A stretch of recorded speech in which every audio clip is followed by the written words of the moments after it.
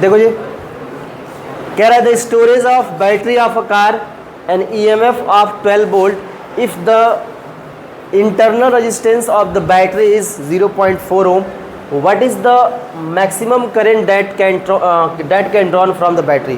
देखो कहने का मतलब एक चीज़ समझो हमेशा, जैसे अगर दिमाग एक लगाओ आप अगर, तो मैक्सिमम करंट आपको तभी मिलेगा जब रेजिस्टेंस की वैल्यू सबसे कम होगी।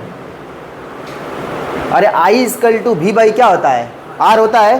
तो I इक्वल टू अगर आपके पास V बाई R है तो सिंपल सी बात है यहाँ पर कि अगर रेजिस्टेंस की वैल्यू जितना कम होगी वोल्टेज उतना ही, अरे V बराबर आई आर होगा तो I equal to V by R नहीं होगा।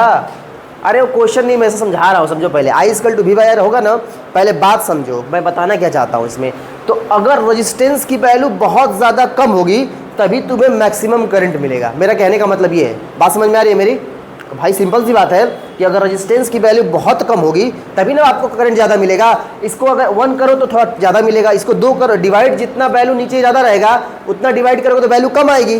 तो जितना ये कम होगा उतना ये क्या होगा, ज़्यादा होगा। तो समझ लो कहना क्या चाहता है, क्वेश्चन ये कहना चाहता है कि the storage of battery of car and EMF दिया आपके पास कितना,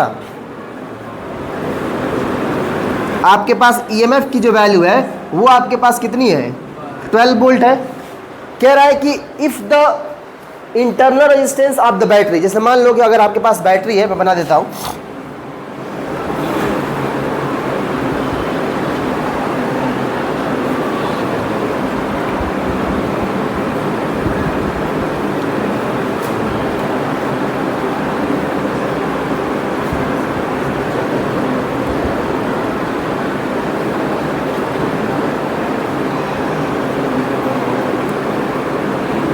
देखो ध्यान समझो, आपके पास मान लो एक बैटरी है, ठीक है, ये आपके पास बैटरी है और यहाँ पर ईएमएफ जो उसका पोटेंशियल वो कितना है, 12 वोल्ट है।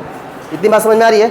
अगर ये 12 वोल्ट बैटरी आपके पास है और बोल रहा है कि इसका जो इंटरनल रेजिस्टेंस है इस बैटरी का वो कितना है, 0.4 ओम है, तो भैया इंटरनल रेजिस्टेंस यही हुआ। तो मान लो जो इंटरनल रेजिस्टेंस है वो कितना है, 0.4 ओम। अब मैंने बोला कि अगर आपको मैक्सिमम करंट चाहिए तो उस केस में आप दिमाग लगाओ, यहाँ पर जो रेजिस्टेंस होगा जो इसके थ्रू जुड़ेगा ये वाला तार, ये कितना होना चाहिए, एकदम मिनिमम होना चाहिए। अगर ये मिनिमम होगा, मान लो ये कैपिटल आर है, तो इसकी वैल्यू एटलीस्ट कितनी होनी चाहिए, 0 होनी चाहिए, तब जाके आपको मैक्सिमम करंट मिलेगा।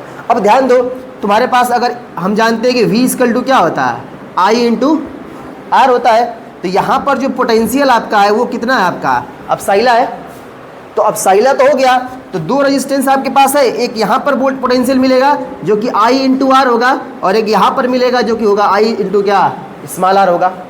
बात समझ में आ रही है कि नहीं? अरे जुड़ेगा ना, यहाँ का करंट और यहाँ का वोल्टेज और यहाँ का वोल्टेज दोनों जुड़ेगा कि नहीं जुड़ेगा? अरे टोटल 12 वोल्ट आपने दिया है ना, तो 12 वोल्ट यहाँ पर भी है और यहाँ पर भी है, तो इसमें भी पोटेंशियल होगा, इसमें भी पोटेंशियल होगा, तो V बराबर आई आर होगा। तो यहाँ करंट I और रेजिस्टेंस R, यहाँ करंट स्मॉल I और रेजिस्टेंस क्या, जो 0.4 ओम। तो यहाँ पर रख दिया आपने आई आर और आई आर, इसमें से आप कॉमन ले लो, क्या I कॉमन ले लोगे तो बन जाएगा R प्लस क्या, R हो जाएगा।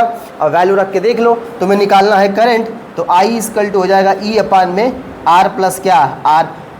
अब साइला की वैल्यू 12 वोल्ट है, R की वैल्यू 0 है, स्मॉल की वैल्यू 0.4 है, 10 से ऊपर नीचे गुणा कर दो, 120 बटा कितना हो जाएगा, 4, 4 तिहाई कितना हो जाएगा, 30 ओम, सॉरी 30 क्या एम्पियर। आई की वैल्यू आई कितनी,